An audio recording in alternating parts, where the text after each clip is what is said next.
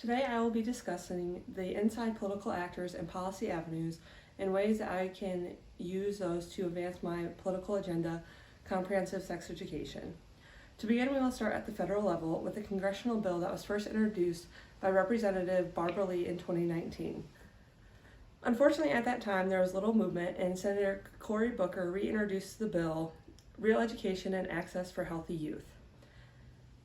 This bill would require comprehensive sex education at the federal level and abolish the abstinence only until marriage program.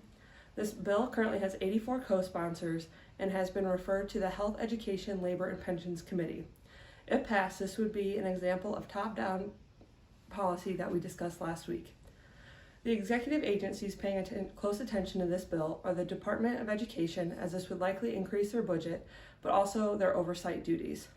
The CDC is also paying close attention because evidence-based curriculum would reduce the spread of STIs and HIV/AIDS. In addition, support from the executive branch from the Office of Management and Budget would be a large step forward for this bill. Moving to the state level, I had previously discussed House File 766. This is an example of all three branches of government coming together working for their agenda. This bill is actually the appropriations bill for the Health and Human Services, but was able to include provisions that ban Planned Parenthood from getting state funds for sex education. Governor Reynolds could have line item vetoed this portion, but kept it in there because it lined up with her political agenda. Finally, the Iowa Supreme Court backed this law after a lawsuit from the ACLU and Planned Parenthood themselves. Luckily, since then, Joe Bolcom has introduced Senate File 381, which would require comprehensive sex education and eliminate abstinence-only curriculum. Joe represents District 43, which includes Iowa City, and Joe is a ranking member of the Appropriations Committee and a member on the Human Resources, Judiciary, Rules and Administration, and Ways and Means Committees. Lastly, I wanted to include a local level example, as this could be a snowball policy or a bottom to top policy, which was also discussed last week.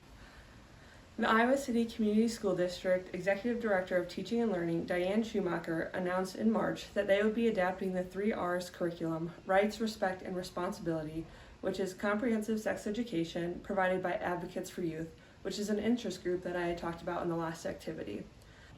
If this curriculum gained popularity among individual school districts, this could be a way to push for change at the state level and support my agenda. Thank you.